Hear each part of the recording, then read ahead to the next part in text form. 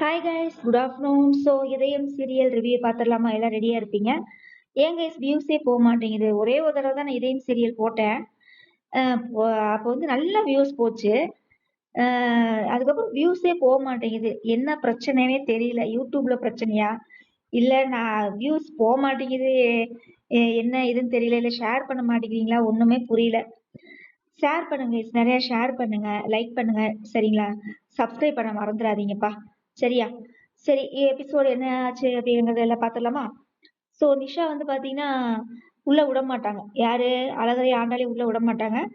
அப்போ வந்து பார்த்தீங்கன்னா ஆதி வந்து, அவன் என் ஃப்ரெண்டு, இதே வேற யாராவது இருந்தால் நான் வேற மாதிரி நடந்துக்குவேன், அவனை உள்ள விடு அப்படின்னு சொன்னோடனே நிஷாக்கு வந்து டென்ஷன் ஆகி போச்சு.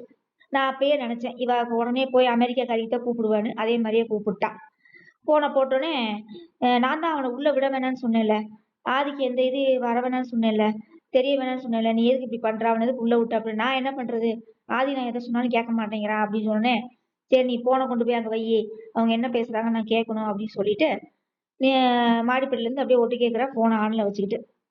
இங்க என்ன நடக்குது அப்படின்னா, அதாவது ஃப்ரெண்டாமா, பேசிக்கலாமாம்மா, ஸ்கூல் டேஸ் எல்லாம் பேசுவாங்களாமா, கல்யாணம்லாம் எப்படி பண்ணீங்க அப்பெல்லாம் கேட்பாராமா.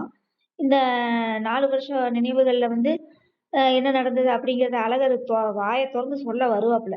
உடனே இதை நீ சொல்ல வேண்டாம்னு சொல்றதுக்கு தான் நான் உன்னை வர சொன்னேன் அப்படின்னு அங்கேயே ஒரு குண்டை தூக்கி போட்டா ஆதி. சரியா?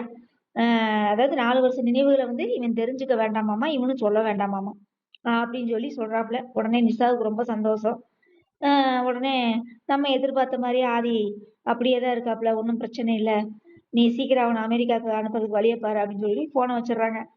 அதுக்கப்புறம் இங்க என்ன நடக்குது? அழகரா ஆண்டாலும் ஒரு பிளான் போடுறாங்க. சீக்கிரமா 2 பேர்த்தையும் சேர்த்து வைக்கணும், அதுக்கு நம்ம ஏதாவது முடிவு பண்ணணும் அப்படின்னு சொல்லி பிளான் போட்டுட்டு இருக்கிறாங்க. அதுக்கப்புறம் என்ன நடக்குது? இங்க சமையல் அப்படியே புருஷனுக்கு பிடிச்ச மாதிரி சமைச்சு தள்ளுறாங்க பாரதி. உடனே எல்லாம் சாப்பிட்றாங்க. அங்க அங்க ஒரு டைலாக் நடக்குது. என்ன நடக்குது அப்படின்னா, இதுல ஒரு காமெடி என்னன்னு கேட்டீங்கன்னா, இந்த பத்மாமா இருக்குல்ல, அதம்மா அந்த அம்மா சொல்லும் பாரதி கிட்ட, ஏமா உன் புருஷனை நீ சமைச்சு போட்டே கௌத்திரியாட்டு இருக்கு அப்படின்னு சொல்லுவா பாருங்க. அது கரெக்டான விஷயம்தான். சரியா? இவன் நினைவலைகளை அழிச்சதுல இருந்தே இந்த அம்மா சமைச்சு போட்டே தான் இருக்குது. சரியா? அதுக்கப்புறம் என்ன நடக்குது? இப்படி ஒரு பொண்டாட்டியை விட்டுட்டு போனானே, இந்த ஹஸ்பண்ட் எல்லாருமே முட்டாள் அப்படின்னு சொன்னோடனே தமிழ் பாப்பா சிரிக்கும். எனக்கு சிரிப்பு தான் வந்துச்சு அந்த இடத்துல, அவனே திட்டிக்கிறான் அப்படின்னு சொல்லிட்டு. சரி, ஓகே டன் அப்படின்னு சொல்லிட்டு சாப்பிட்டு போறாப்புல. இந்த மாதிரி ஒரு பொண்டாட்டி கிடைச்சா நீங்க என்ன பண்ணுவீங்க அப்படின்னு பத்மா சும்மா கேட்டதுக்கு, நான் ஒன்றும் முட்டாள் இல்லை அப்படின்னு சொல்லிட்டு போறாப்புல. இதுல 2 அர்த்தமும் இருக்குது. ஓகேவா? அதுக்கப்புறம் என்ன நடக்குது? இங்க ஒரு காமெடி நடக்குது. பாட்டி ஆண்டாளையும் அழகரையும் வச்சு ஒரு காமெடி பண்ணிட்டு இருக்குது. சரி, என்னடா பிளான் யோசிச்சு வச்சிருக்கீங்க, சொல்லுங்கடா சொல்லுங்கடான்னு கேட்டா, இல்ல என்ன பண்றதுன்னு தெரியாம தான் யோசிச்சுட்டு இருக்கிறோன்னு சொன்னோன்னே, உங்க 2 பேர்த்தையும் பார்த்தா வேலூர்ல கம்பி மேல நடக்கிறவனும் ரோட்ல சாட்டையால அடிச்சுக்கிற மாதிரியே இருக்குது, பொண்டாட்டி புருஷன் மாதிரி அப்படின்னு சிரிப்பு தான் வந்துச்சு. அவ்வளவுதான் கைஸ், எபிசோடு முடிஞ்சது. சரி, இப்ப ரிவ்யூ பண்ணிடலாமா? ஆக மொத்தத்துல என்ன நடக்குது அப்படின்னா, அழகரால தான் இவங்க மறுபடியும் ஒண்ணு சேருவாங்கன்னு தோணுது. ஸோ ஏன் சொல்றேன் அப்படின்னா, அழகர் வந்து சொல்லுவாப்புல, நான் ஃப்ரெண்டுங்கிறது மட்டும்தான் துடுப்பு சீட்டா இருக்குது, அதனால அதை வச்சுதான் நான் மூவ் பண்ண போறேன் அப்படிங்கிறாப்புல. என்னடா சொல்ற அப்படின்னு ஆண்டாள் கேட்கும்போது, ஆமா, அவனுக்கு மெல்ல மெல்ல தான் வந்து நம்ம வந்து ஒவ்வொன்றா புரிய வைக்கணும், சரியா? ஆனா அவனுக்கு தெரியாம இருக்கணும், ஆனா தெரிஞ்ச மாதிரி நம்ம காமிச்சு கூடாது அப்படின்னு சொல்லி ஏதோ ஒன்று சொல்றாப்புல. உண்மைதானே கைஸ்? சடனா போய் உனக்கு கல்யாணம் ஆயிடுச்சு, பாரதி தான் இவன் ஒய்ஃபு, தமிழ் தான் உன் குழந்தைன்னு சொன்னா அவன் கண்டிப்பா இன்னும் வெறுக்கத்தான் செய்வான். அதனால மெல்ல மெல்ல அவனுக்கு புரிய வைக்கலாம்னு சொல்லி 2 பேரும் பிளான் போட்டு செய்யறாங்க. கண்டிப்பா அழகரால தான் மறுபடியும் ஒண்ணு சேரணும், இல்லையா? அதுக்கப்புறம் இந்த எனக்கு இந்த நிறைய பேர் வந்து இதுல சீசன் 2 வருமா, நிறைய வீடியோலாம் நான் பார்த்துட்டு தானே இருக்கிறேன். அதுல வந்து கமெண்ட்ஸ்ல எல்லாம் கேக்குறாங்க, இதயம் சீசன் 2 வரப்போதா அப்படிங்கிறாங்க. சில பேர் என்ன சொல்றாங்கன்னா, இதயம் சீரியல் முடிய போகுது, சீக்கிரமா முடிய போகுது அப்படிங்கிறாங்க. ஆனா அந்த மாதிரி ஒண்ணுமே ஜீ தமிழ்ல எந்த ஒரு ஆடு எதுவுமே கொடுக்கவே இல்லை. ஜீ தமிழ்ல வந்து இதயம் சீரியல் வந்து முடிய போகுது அப்படின்னு எந்த ஒரு ஆடுமே கொடுக்கல. இவங்களா பேசுறாங்களா இல்ல என்னன்னு எனக்கு தெரியல கைஸ். அது எனக்கு ரொம்ப குழப்பமா இருக்குது. அது இல்லாம சீசன் 2 வருமான்னு கேக்குறீங்க. என்ன மைண்ட் செட்ல நீங்க எல்லாம் கேக்குறீங்கன்னு எனக்கு தெரியல. இந்த நாடகத்தை பொறுத்தளவு சீசன் 2ல வர்றதுக்கு இதுல என்ன கதை இருக்குது கைஸ்? முதல்ல இதுல என்ன கதை இருக்குதுன்னு தான் நானும் கேக்குறேன். இதுல ஒரே ஒரு ட்விஸ்ட் என்ன தெரியுமா? அந்த அமெரிக்காக்காரன்னு ஒருத்தி போன் பேசிட்டு இருக்கா இல்லையா, அவ மட்டும் யாருன்னு தெரிஞ்சா போதும். சரியா?